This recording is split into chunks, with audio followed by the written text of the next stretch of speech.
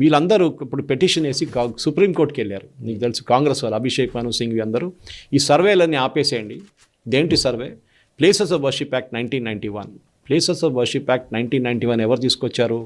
Narasimha Rao government తీసుకొచ్చారు. దాంట్లో ఏమన్నారు? August 15, 1947లో ఏది ఎక్కడ ఉందో అది అట్లనే ఉండాలంట. అంటే గుడి పలగొట్టి మీరు మస్జిద్ కట్టినా కానీ మస్జిద్గానే ఉండిపోతుంది. అది మీరు ఎంత ప్రూవ్ చేసినా కానీ దాని గుడి కాదు. కానీ దాంట్లో ఎక్సెప్షన్ ఒకటి ఇచ్చారు, రామ్ జన్మభూమి. దాని తర్వాత అది తిరగ వచ్చింది. దాంట్లో కూడా చాలా క్లియర్గా ప్లేసెస్ ఆఫ్ వర్షిప్ యాక్ట్లో ఆర్కియలాజికల్ సర్వే రోల్ ఒకటి వస్తుంది. 100 సంవత్సరాల కన్నా పాత మాన్యుమెంట్ ఉంటే అది ఆర్కియలాజికల్ సర్వే కింద వస్తుంది. మీరు ఆలోచించండి, ఆర్కియలాజికల్ సర్వే కింద వచ్చినప్పుడు ఈ రూల్స్ అన్ని ప్లేసెస్ ఆఫ్ వర్షిప్ యాక్ట్ రాదు, అక్కడ రాదంతే. మన దగ్గర ఉన్న గుడి అన్ని మినిమం 100 years ఉంటుంది. మినిమం 500, 600, 1000 సంవత్సరాల పాత గుళ్ళు ఉంటాయి మన దగ్గర.